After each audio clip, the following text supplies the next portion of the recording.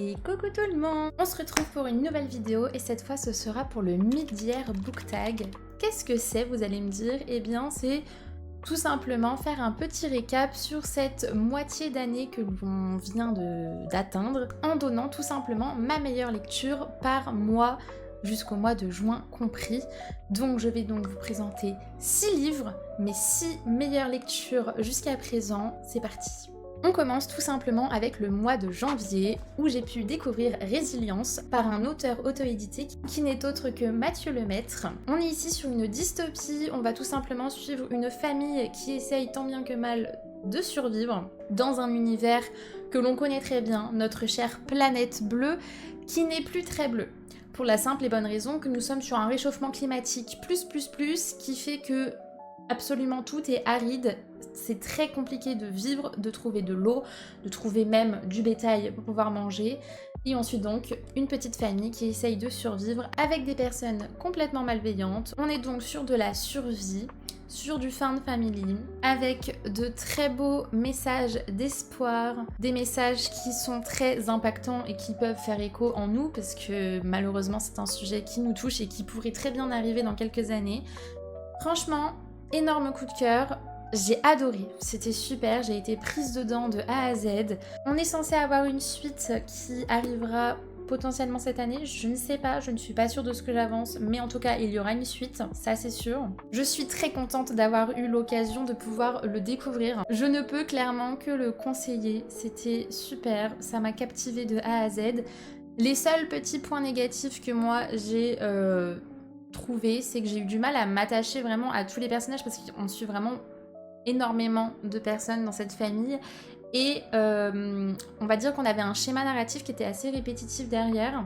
Je ne vais pas spoil plus que ça, mais disons qu'à un moment donné on n'était plus trop choqués de ce qui allait se passer, on s'en doutait. Voilà. Mais je ne peux que le recommander. Pour moi, c'était vraiment un 4,5 sur 5. C'était super. Et si jamais vous avez une revue un peu plus complète sur mon Instagram. On passe maintenant au mois de février. Concernant février, mon coup de cœur ne pouvait être que Un hiver pour te résister de Morgane Moncomble. Cette lecture, je l'ai adorée. C'était super, c'était la première fois que je lisais une romance sportive, donc je ne savais pas trop dans quoi j'allais me lancer. J'avoue que j'y allais un peu à reculons parce que sur papier, ça ne me fait pas trop rêver, parce que moi et le sport, non merci. Mais franchement, agréablement surprise. Les thématiques sont tout simplement romance sportive, compétition, rivals to lover, santé mentale, et pour être assez vague, pour ne pas spoil, maladie, on va dire. Voilà, c'était super. J'ai adoré les personnages, j'ai adoré l'intrigue qu'il y avait derrière. Les seuls points négatifs pour moi, et je pense que certaines personnes seront d'accord, c'est qu'il y avait pas mal de moments d'action étaient un peu trop gros. Ça faisait too much. À un moment donné, il faut être réaliste, une personne, humainement parlant, ne peut pas avoir autant de choses catastrophiques sur la tronche. Donc à un moment donné, ça m'a lassée à ce niveau-là parce que je trouvais ça trop gros et pas du tout réaliste. Et voilà, je commençais un peu à m'éloigner de cette histoire sur la fin. Il était temps, entre guillemets, qu'elle se termine.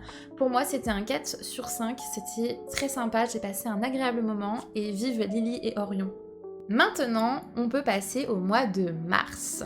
Au mois de mars, j'ai pu enfin découvrir et enfin me lancer dans une saga que j'entendais de partout, ACOTAR. J'ai découvert au mois de mars Un palais d'épines et de roses, le titre en français, le tome 1. Et à l'heure d'aujourd'hui, je n'ai toujours lu que le tome 1, ne me tapez pas. Mais j'ai vraiment passé un super bon moment, vraiment. On m'avait dit attention, c'est pas le meilleur tome, faut réussir à rentrer dedans, etc. Je suis rentrée dedans directement. Voilà. Il n'y a pas de... J'ai adoré l'univers, j'ai adoré les personnages, j'étais à fond, j'ai trouvé ça mais top. On est ici sur une fantasy, une réécriture de conte, vu que l'histoire sur ce tome 1 peut s'apparenter énormément à La Belle et la Bête, mais également un peu à Cendrillon. Du coup, malédiction et magie. J'avoue que l'action ne se passe qu'à la fin, donc il ne faut pas avoir trop de mal avec ça. On a frôlé le 5 sur 5, le petit coup de cœur. On est sur un 4,5 sur 5, c'était super et il me tarde de découvrir la suite qui apparemment est encore mieux. Voilà, on ne cesse de me le vanter. Promis, elle sortira de ma palle un de ces quatre, mais en tout cas au mois de mars, c'était vraiment le tome 1 qui était mon coup de cœur. Concernant le mois d'avril, c'est vrai que ça va faire beaucoup, mais disons que mon coup de cœur du mois d'avril est le tome 3 de la saga Seasons, donc Un printemps pour te succomber de Morgane Moncomble, encore et toujours. J'ai adoré ce tome. Pour l'instant, c'est vraiment mon préféré de la saga Seasons.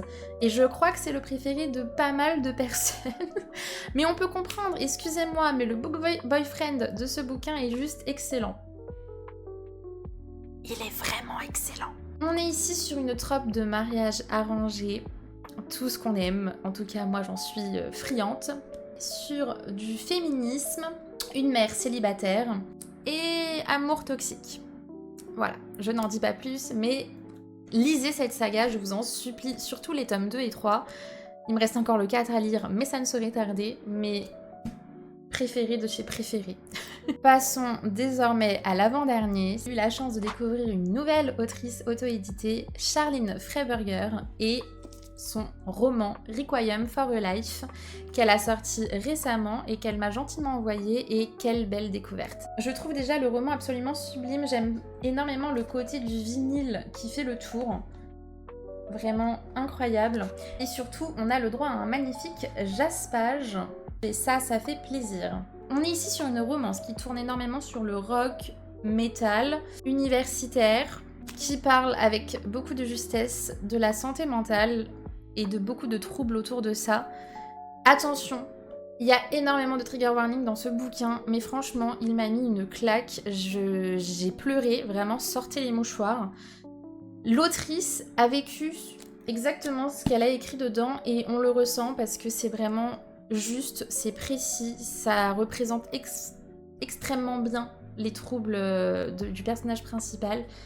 Et vraiment, c'était génial. Je ne peux que le recommander. Il y a déjà des personnes de la communauté qui m'ont fait confiance et qui l'ont commandé et qui ne le regrettent absolument pas. Et vraiment, je suis très contente d'avoir eu l'honneur de le découvrir. J'aime énormément sa plume, j'aime énormément les messages passés et surtout, regardez le genre d'illustration sur les chapitres que vous avez, je trouve ça trop beau. Voilà, mon petit coup de cœur du mois de mai.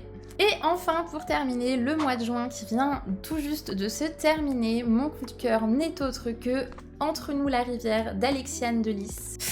Déjà, je suis désolée, mais regardez-moi cette couverture juste sublime. Désolée pour les personnes qui ont la phobie des serpents, mais je trouve la couverture absolument divine et l'histoire incroyable.